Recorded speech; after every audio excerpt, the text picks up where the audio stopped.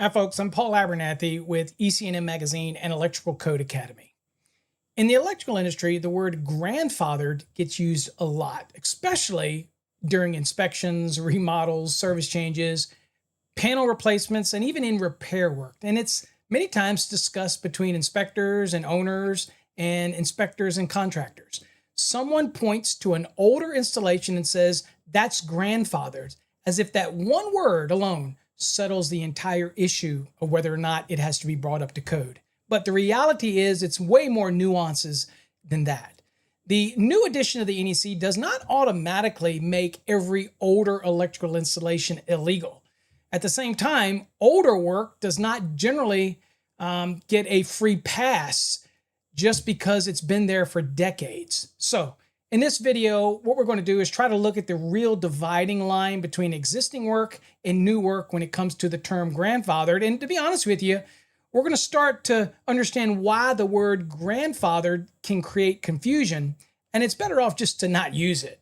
So we'll look at when an existing work may be allowed to remain in place, when new work must comply with the latest adopted edition of the code or other codes that are in that local jurisdiction, and possibly how altering, replaced, damaged, or unsafe work or expanding an existing condition can actually change the conversation. The goal here is simple. Stop using the term grandfathered as a blanket answer and start using a more accurate field language. The better question is not, is something grandfathered? Or the better answer for that is, you need to look at what is existing, what is new, what is being changed, what is considered unsafe, and what codes apply to the specific work that's being performed under my scope for a specific project. Am I going to be touching the existing work? Am I expanding it or modifying or adding on to something existing? Or is the area that I'm working in totally new and it's not going to touch any of the existing building structure or electrical system? Those are vastly important questions that you need to ask yourself rather than just simply throwing out there the term grandfathered. So the word grandfather does create confusion. The word grandfathered is often used as a shortcut for, quote, this is already here before the current code was adopted. But that shortcut can create confusion. The NEC changes every 3 years, but that does not mean that every older building is automatically becoming illegal with their systems and their electrical systems that are installed in it, okay? Again, just because a new edition of the code is adopted, you got to remember that that wiring and that equipment may have been compliant when it was originally installed, okay? So at the same time, existing work is not automatically protected forever. Okay, so when we use the term grandfathered, it applies to make people think that I never have to deal with anything that's in an existing building. Well, that's not true. If it becomes unsafe, if at any point you alter the existing building wiring system, if you replace anything, if you extend anything from that existing building when it comes to the electrical system, all right, if any of that existing infrastructure electrically is pulled into the new scope of work for whatever you're submitting as part of your project, then that can vastly change whether or not portions of the existing has to be brought up to the current code, because you know that the new work has to be up to the current code. So the real starting point is not the word grandfather. The real starting point is understanding the scope of the project, the safety, and what adopted codes are current for the work you're going to be doing versus what the current code allowed for the existing work. And that's where the inspector has to be very keen on that. They can't just walk into an area and see something that is unrelated to the work that's under your scope of your project and simply say, hey, that's not up to current code. I need you to fix that. If that's not part of the current scope of work, then, and it was compliant when it was originally installed, then they do not need to overreach and make you do things that are outside the scope of your permit that you're doing. So that's an important thing that we need to distinguish. So all those things have to be pointed out. Now, existing work may remain. So I guess for the most part, that's what we hear the most when we hear the term grandfathered, is basically we're trying to say, look, if I didn't touch it, it's existing, it was compliant back when it was originally installed, then that's grandfathered. Now, remember, it could have been installed, but it wasn't compliant when it was installed. And in fact, it could be unsafe, it could be damaged, it could be hazardous. Well, that may not be under the scope of what your work is that you submitted. And my advice to all electrical contractors is when you're submitting your plans or your projects and you're getting permits, submit a summary of the scope of work and be very descriptive about what you're doing and what you're not doing. Okay, because that's going to help make the distinction when somebody comes out there and says, is this part of your scope of work or not? Well, it's not under what's in my permit, and I've been very descriptive of what my work is entailed. That's critically important, right?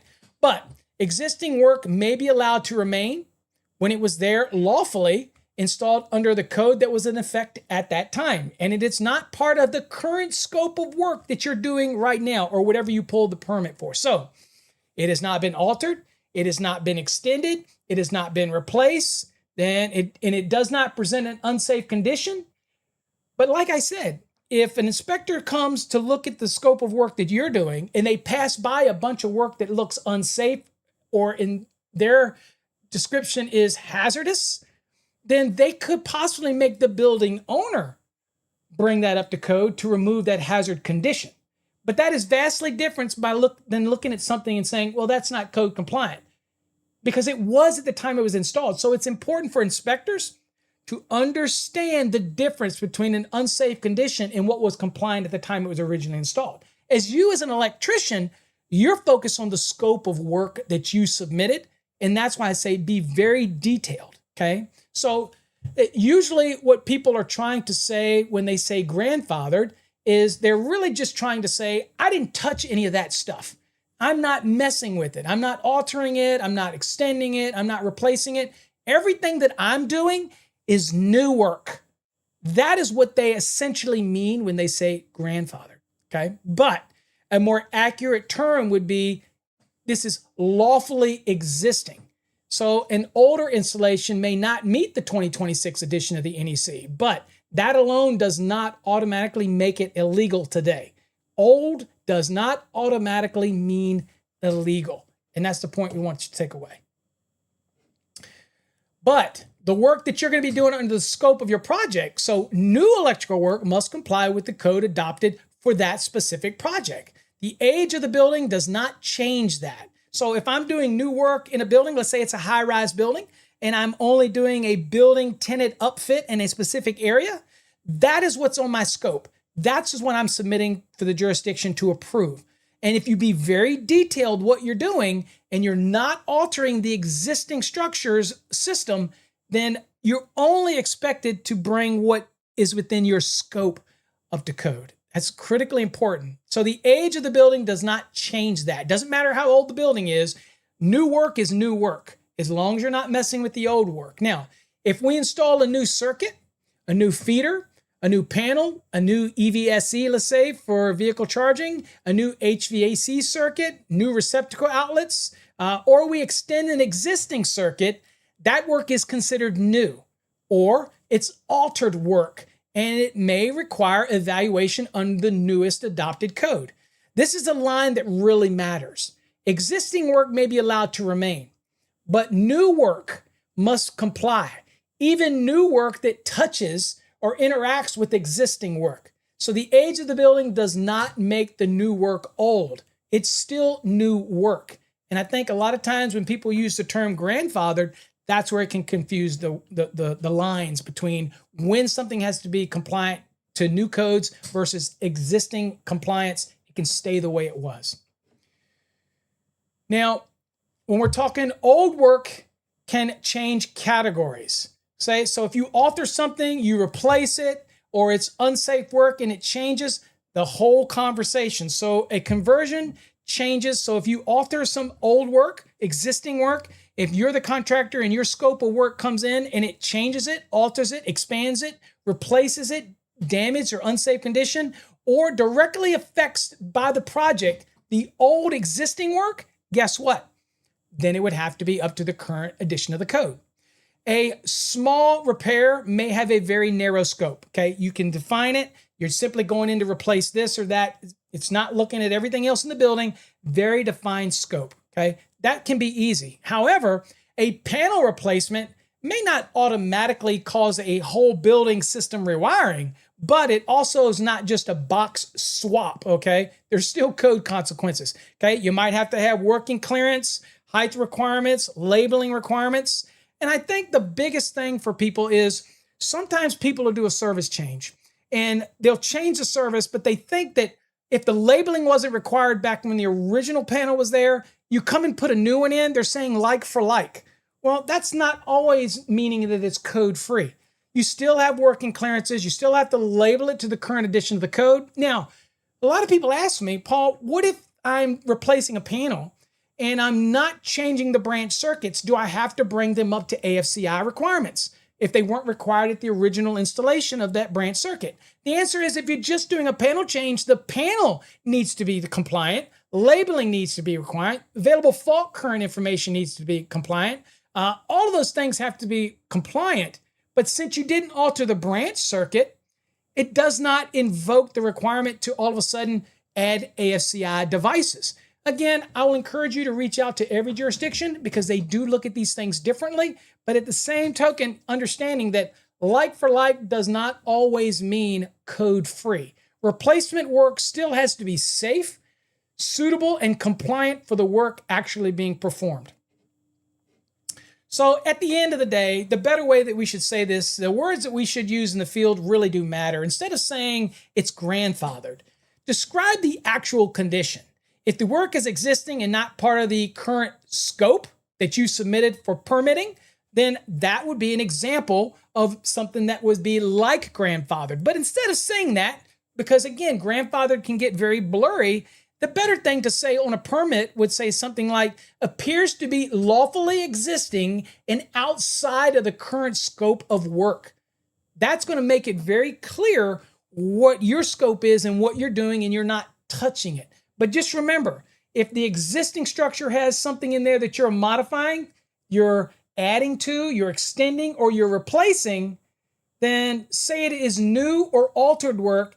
And that new and altered work must certainly comply with the latest edition of the adopted code in your area.